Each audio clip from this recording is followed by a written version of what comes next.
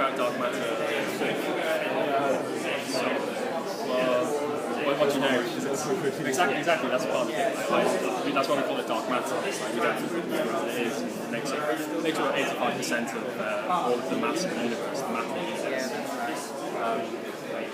So you know that from light affects by light particles and stuff. And you solved it using Snell's laws, all that sort of stuff. But do you know that mass can also affect light? So have you heard of Einstein's general relativity? Good. So don't worry about it. It's very, very, very complicated. If you go into university in your final year, you might get a little bit of general relativity. It's quite complicated theory. Very difficult to get good exams, I found out. But the essence of it is, if you imagine kind of trampoline, you've probably seen this before, read about it. If you put like a bowling ball on the trampoline, it kind of sags like the way to and that's exactly what happens to this thing we call space-time. When you put, say, something massive like the sun or a galaxy, it kind of sags. It does kind of, it's like, you see this is sun here, it's kind of causing this thing to get warped. And then what happens is, if you imagine this trampoline will fire like a ping pong ball, the ball's going to follow these kind of contours of the trampoline, and that's exactly what happens to light. As it's going across, it follows these curves. So we have a galaxy here, so behind the sun. The light spreads out, gets caught up in this warping of space. There's a effect that we see here on Earth. And then, of course, once we go through your lensing diagrams, we see simple here as here. We end up seeing these little limiters around here. So this is from NASA. This kind of object here is behind it, a lens like this. And we see it in we get these kind of arcs as well. So this is something that's behind this object here, and it's getting lensed by the mass here. So mass causes light to repel.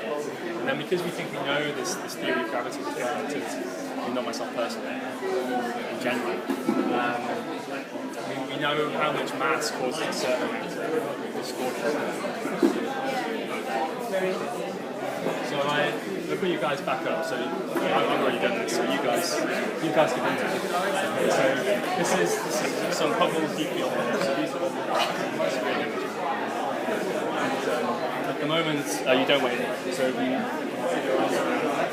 you're not causing any lensing. You don't see any of these effects. But if I start to kind of turn your mass up, so now you're about the Earth. So how do you weigh your lens? You kind of see you kind of causing a bit of a lens. When I turn it up even more, you can see like how the distortion gets a bit bigger.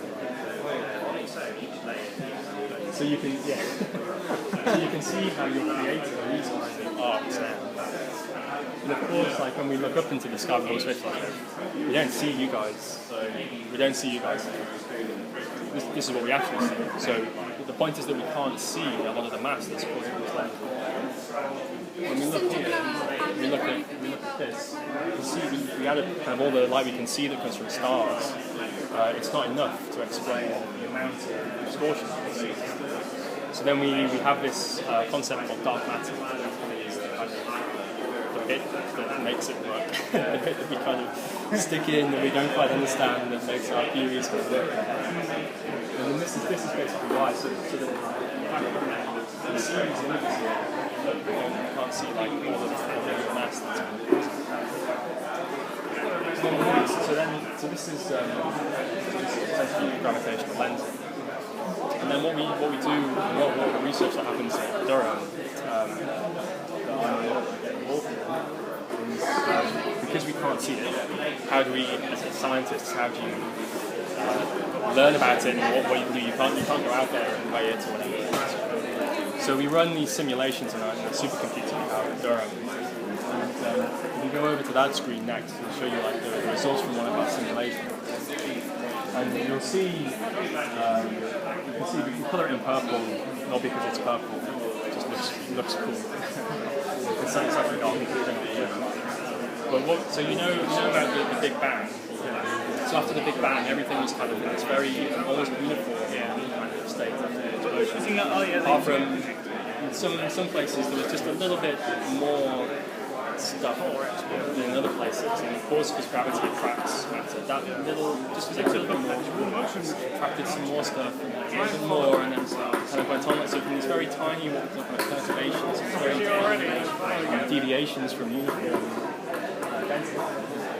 Eventually, when you fast forward to billions of years to be around, you see these kind of structures form.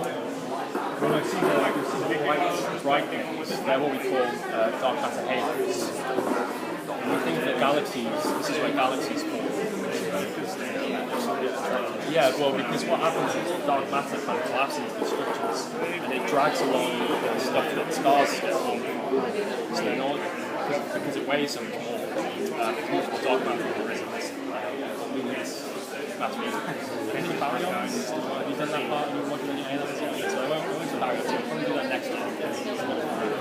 But it kind of drags along all the stuff, and then because it kind of gets pushed, all the star-forming material gets pushed together because of the gravity of the dark matter.